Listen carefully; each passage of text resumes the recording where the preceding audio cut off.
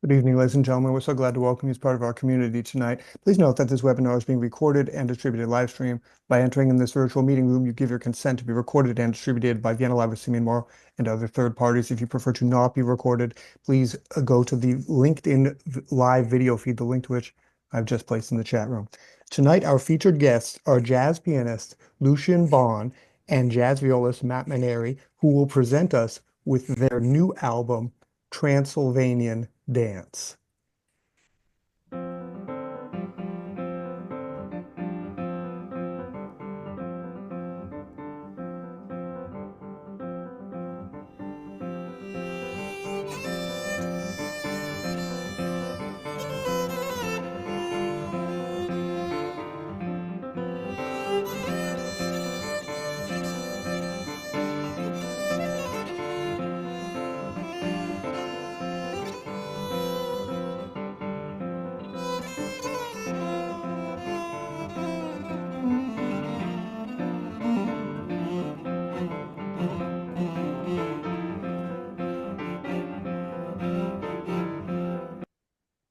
Welcome, Lucian.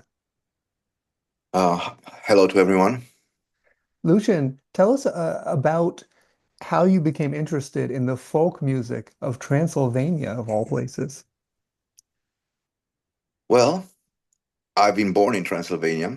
I grew up in a village in the midst of Transylvania, and then I grew up there with my grandparents on my mother's side in a little village called Teaca, and then I went to join my parents when I went to school, and that happened in Cluj, which is the main city in Transylvania.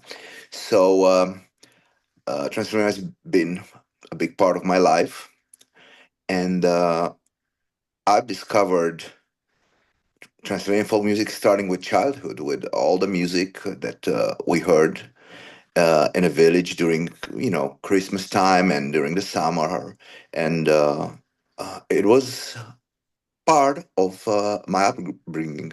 Later on, I was able to discover it even more to the research we did with this project, part of Bartók folk collecting in Transylvania, and also other projects that I worked with, like my quartet Elevation, where we recorded with a singer from Transylvania several songs. So I'm I'm elated to notice, after 25 years being away from Romania, even more from Transylvania, that the music of my home country is part of my life and my musical life.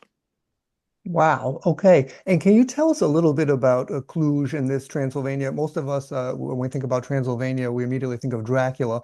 However, it's actually part of a kind of this larger empire. There are a whole bunch of different cultures there meeting. There's in different languages. The city's name is, varies widely. Tell us a little bit about the heritage of CLUJ-NAPOCA.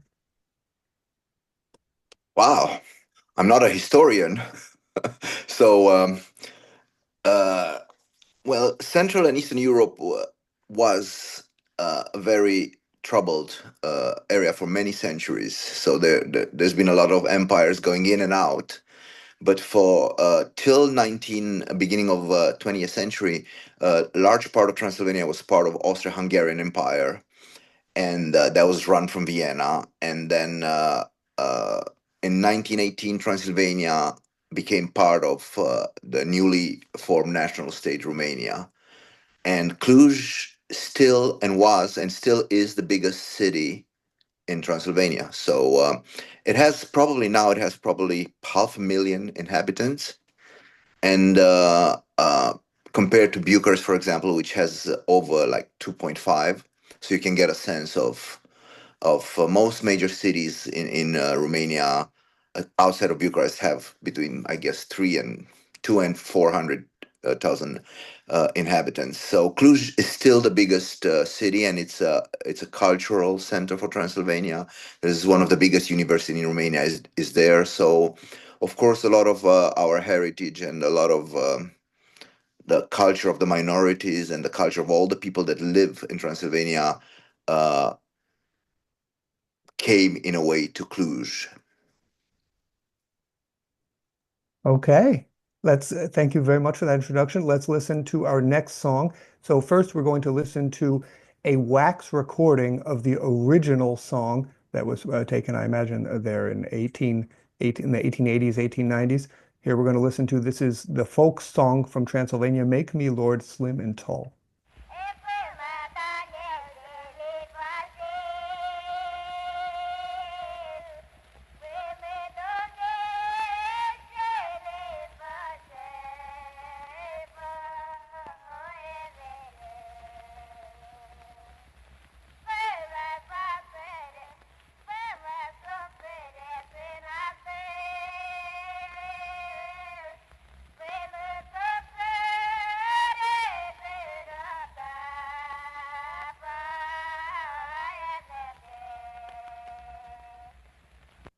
And now we will listen to the rendition of the same song, Make Me Lord Slim and Tall by Lucian and Mat.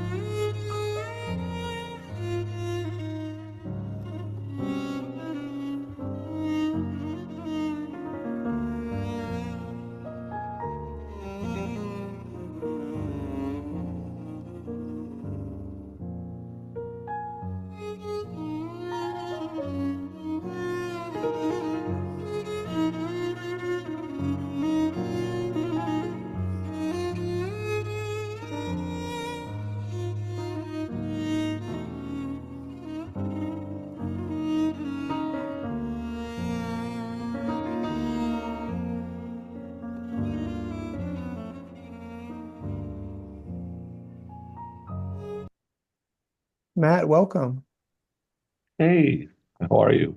Mat, so tell us a little bit about how you met Lucian and why you decided to go on your trip to Transylvania. Are you also from Transylvania? No, I'm from Brooklyn, New York. I met Lucian when he was doing a big project of one of Romania's greatest composers, George Enescu, and he was reinterpreting that music with a large group, a nine-piece band that included the likes of Badal Roy and Ralph Alessi and so many great people.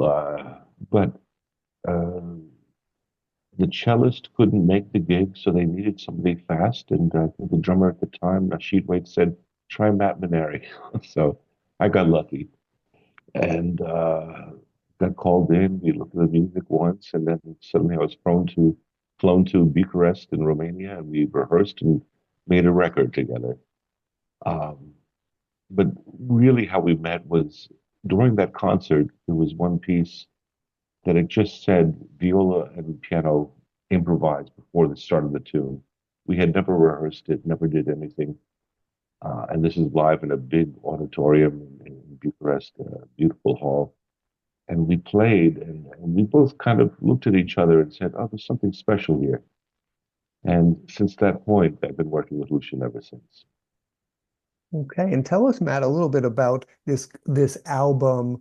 It's got this connection, a famous composer named Béla Bartók. Tell us a little bit about, you said improvisation. You started with this improvisation, this communication between you and Lucian, but you also have this communication between you and this famous composer. Well, I grew up studying classical violin, so Bartok was a big part of my heritage of how I learned the violin, and there's so many great quartets and this and that.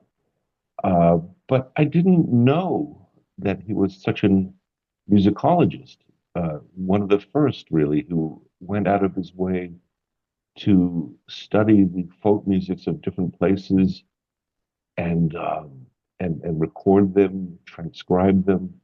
And then Lucian brought this all to me, and I'm like, wow, this is like a gold mine. You know, we can really dig into this, and fortunately, there was a project where we could do this, and it started with Lucian and myself and John Sermon, and just digging deep into these transcriptions from the just the Transylvanian area.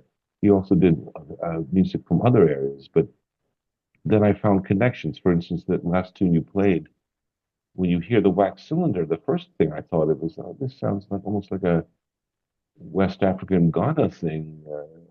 And then, but when I started playing it, I started hearing some Korean things, and like Bartok said, that there's a connective tissue in humanity of all these folk musics.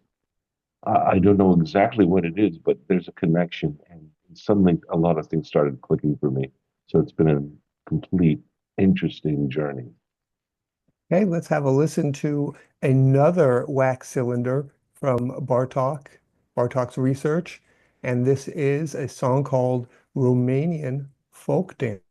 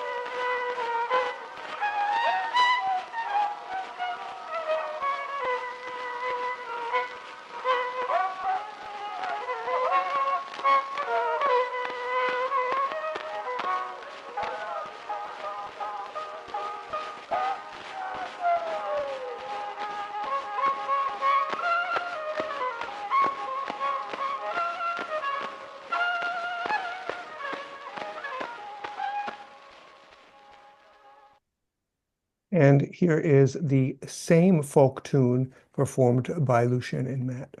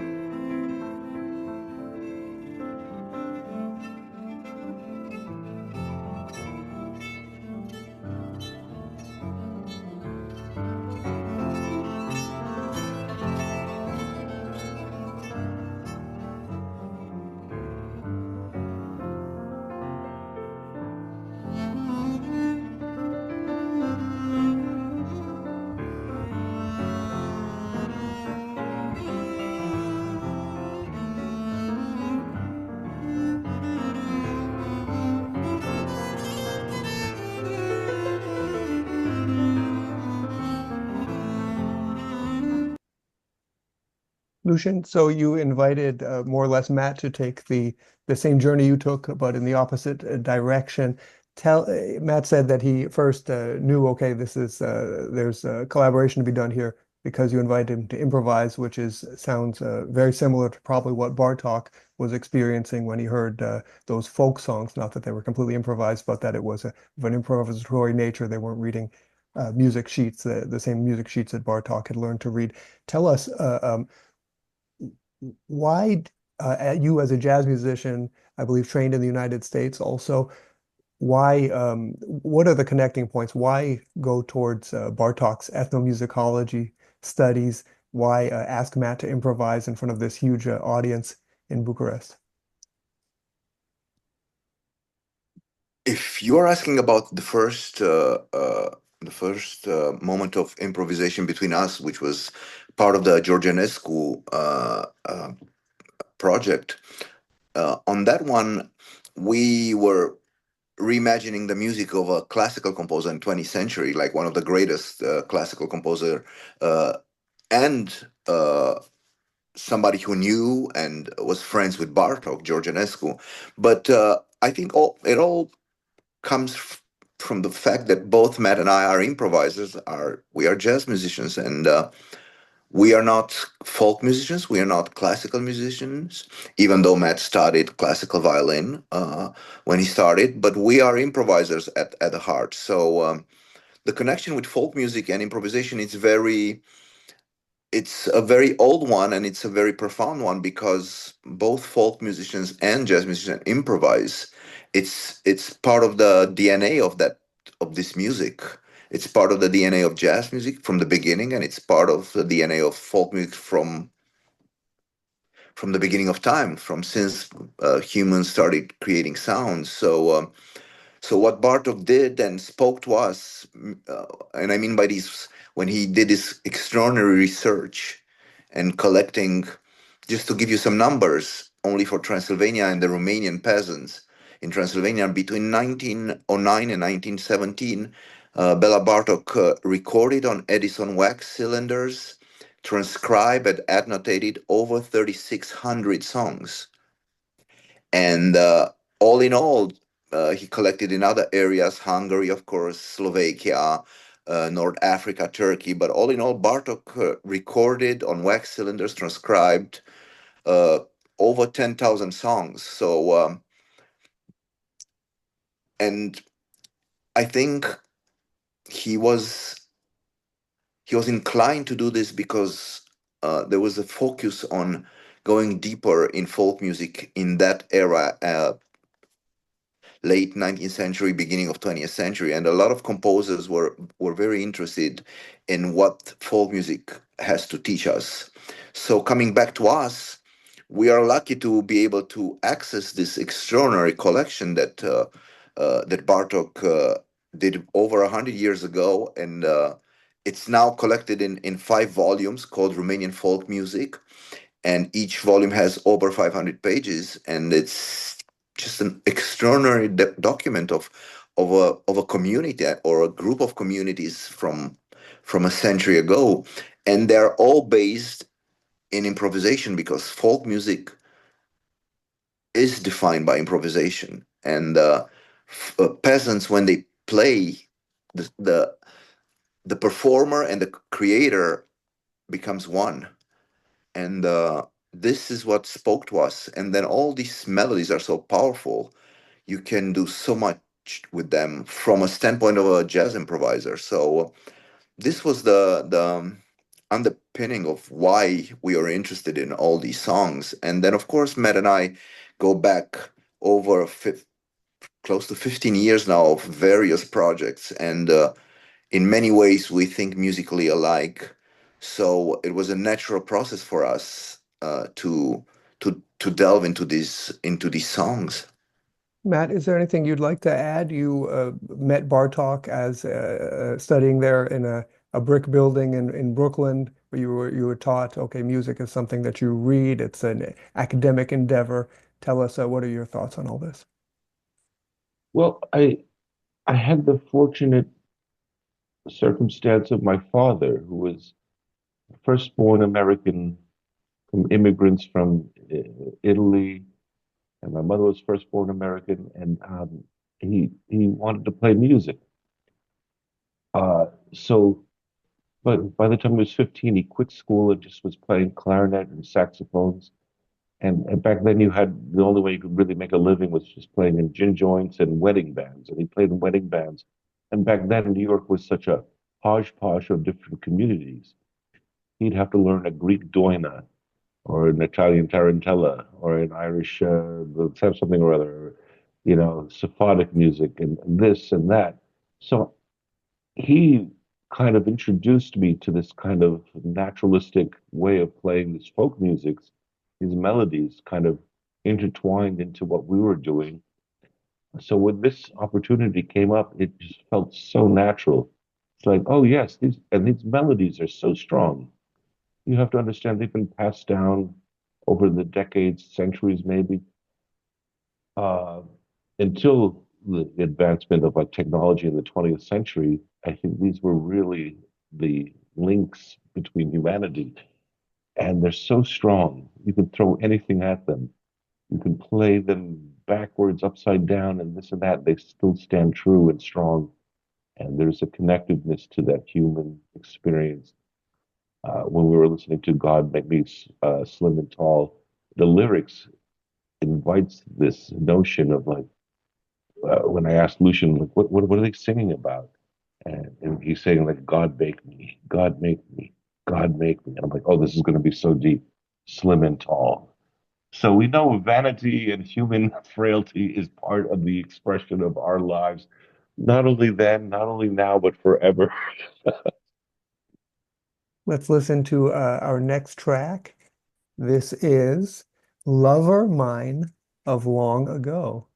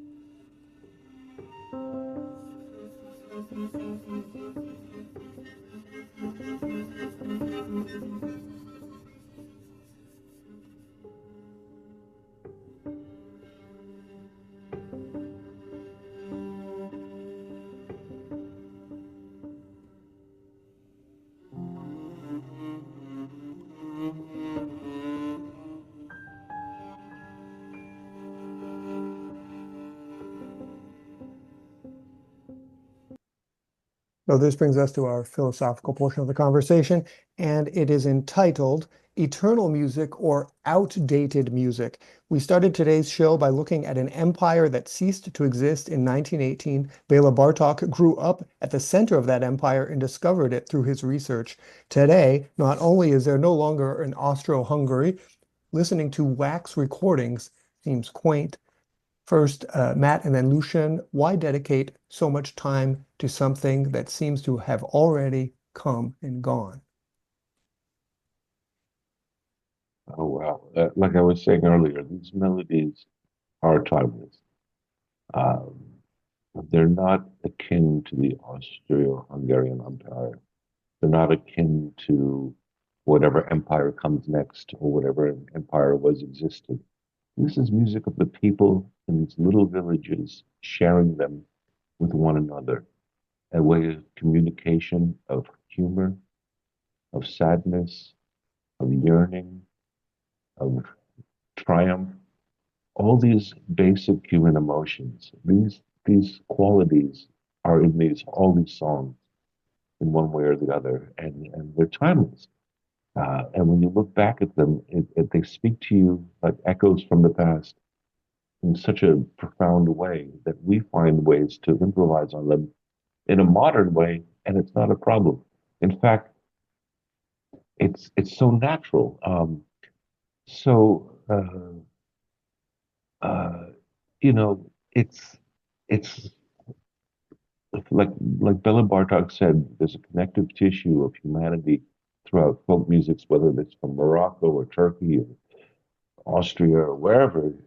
There's there's a humanity, and this is something I think we forget in today's ridiculousness. But often I think back to this movie Casablanca, a famous movie where they're asking Humphrey Bogart, uh,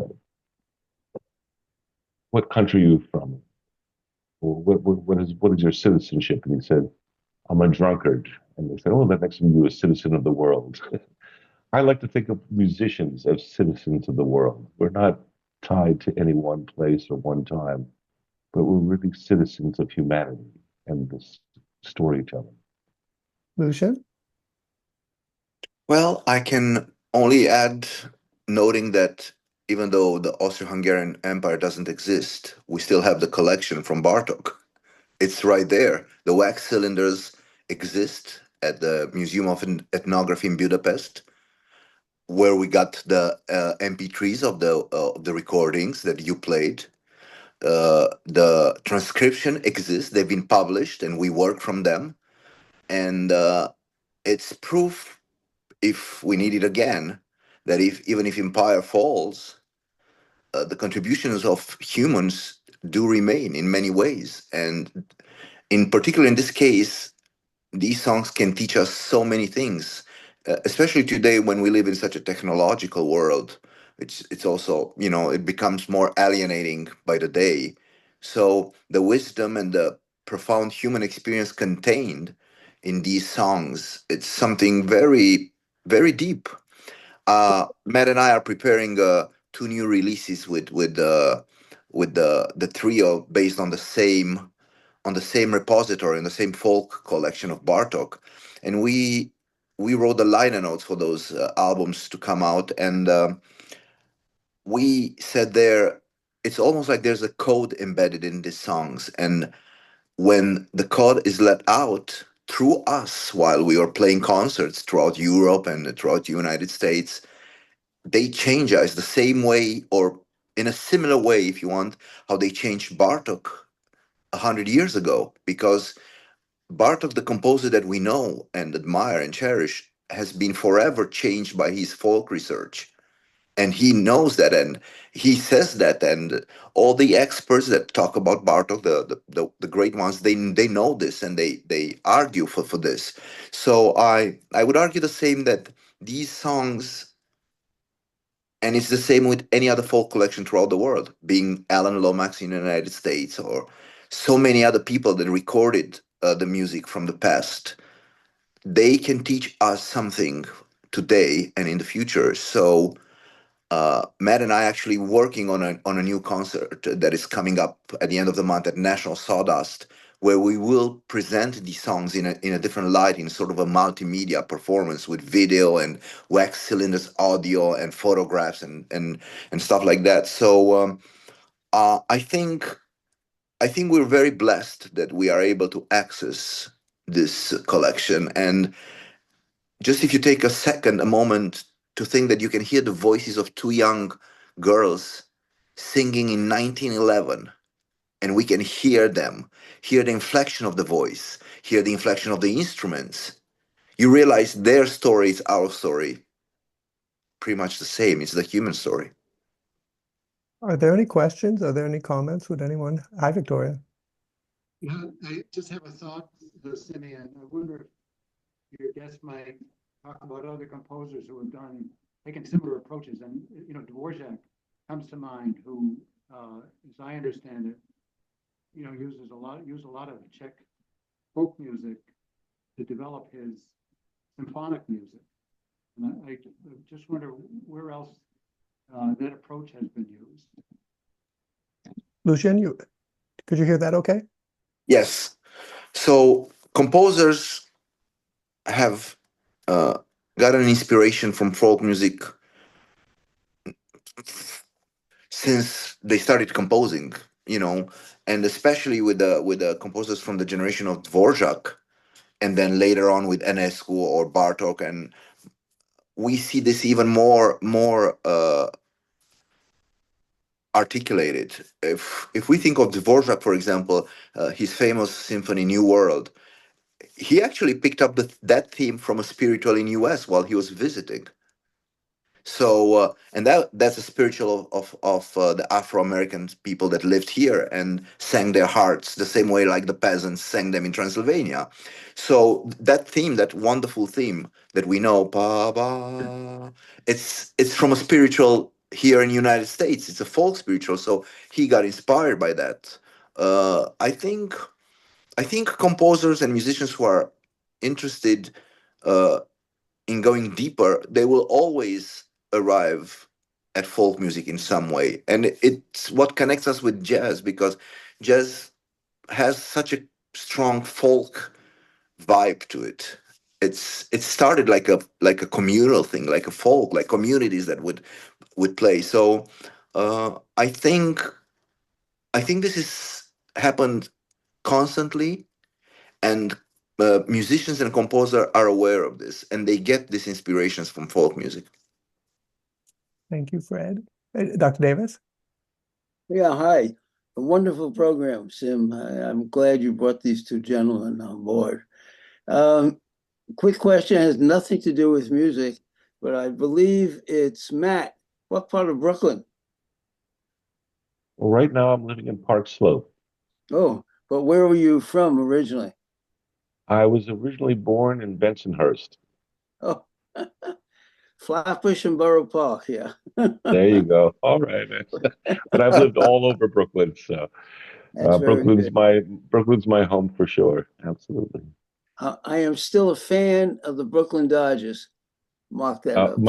My father was too. He was heartbroken when they moved. This I seems to be a agree. trauma for Yes, It was for Brooklynites. a big trauma. It was a big you're trauma. It right. was. You're right. Yeah, thank you very much, both of you. I thought it was an excellent program. Are you Thank in? you Are, so much. are you based in Brooklyn? No, I'm up in a place called Plattsburgh, New York. That's where No, I Sim know. is originally from, right near Okay, I know Montreal. Plattsburgh.